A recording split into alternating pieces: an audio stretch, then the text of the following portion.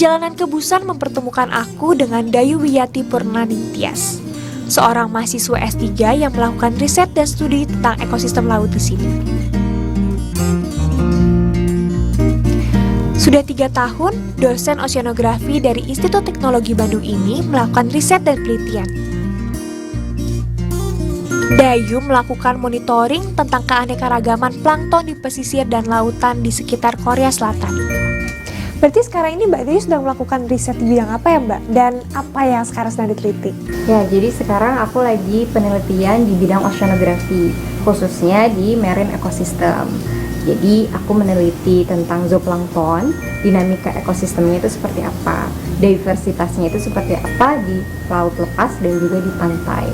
Kita nanti di situ lihat setiap bulan komunitas zooplankton itu akan berubah-berubah atau enggak. Sekaligus kita bisa melihat dari zooplankton itu keberadaan ikan itu sendiri. Jadi kalau misalnya ada suatu saat zooplankton itu banyak, berarti di situ nanti bisa terdeteksi ikan juga banyak gitu. Riset tentang plankton ini mengharuskan Dayu mengambil sampel di lautan dan pesisir Korea Selatan, lalu menelitinya di laboratorium. Di laboratorium, Dayu akan menganalisis sampel plankton yang didapatkannya dan mencari tahu jenis dan keanekaragamannya. Nah, hari ini aku sekalian ikut ambil sampelnya.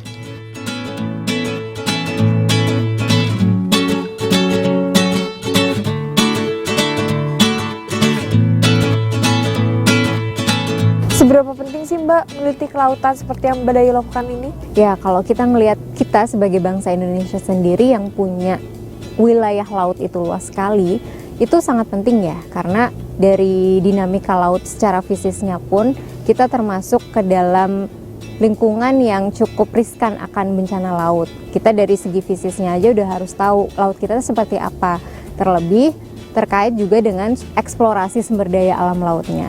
Kita sendiri butuh food stock dari laut juga, ikan-ikan kita makan juga kan. Balik lagi berarti kekayaan laut ini sebenarnya punya banyak manfaat buat kita.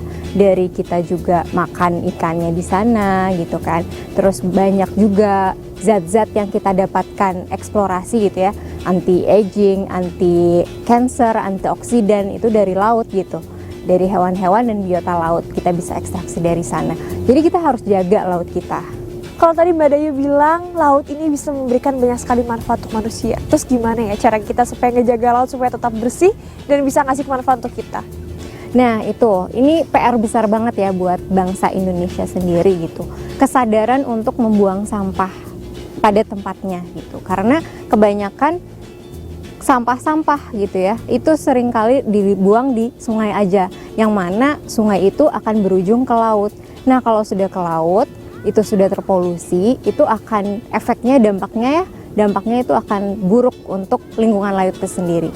Nah lingkungan laut yang buruk dengan banyaknya kontaminasi sampah, zat-zat yang tidak seharusnya ada di sana, itu juga akan mempengaruhi keberadaan ikan, terus kemudian biota-biota laut di sana, yang ujung-ujungnya balik lagi ke kita lagi. Karena kita konsumsi ikan, zat kontaminasi yang ada di laut akan balik lagi ke kita. Jadi human to human lagi akhirnya. Jadi kita harus menjaga laut kita ya untuk diri kita lagi.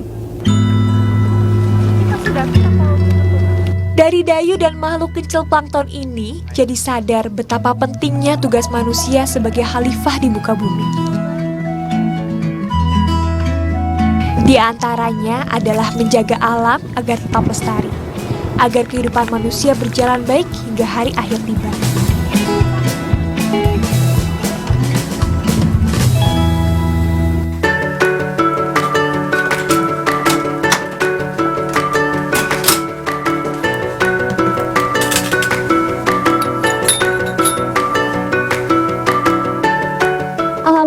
Meski rambut tertutup hijab seharian, tapi aku nggak pernah ada permasalahan rambut rontok. Emerald Hijab Shampoo Anti Hair Fall ini bener-bener andalan aku banget deh. Kandungan ekstrak zaitun, aktif profit amino dan juga MOC perfumnya bikin rambut jadi kuat dari akar sampai ke ujung. Wangi seharian bahkan saat berhijab.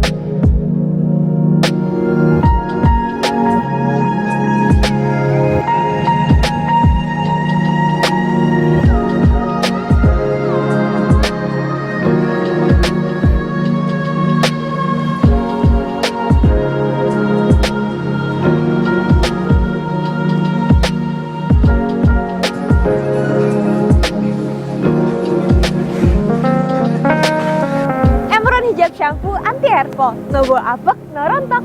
Cuma Emron yang mengerti rambut berhijab kita. Berhijab jadi makin seru.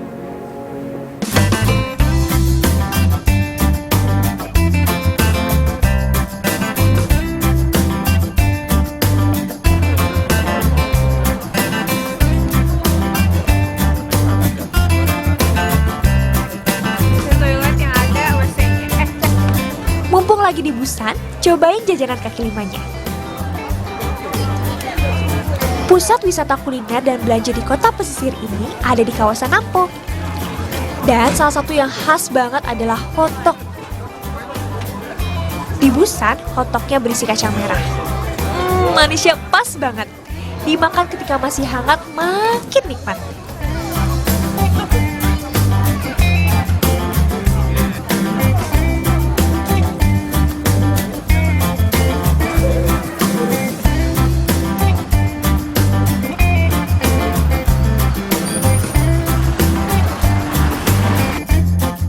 Perjalanan di Busan meninggalkan banyak kesan. Pertemuan dengan sesama muslim di kota pesisir ini menambah wawasan dan ilmu. Alhamdulillah,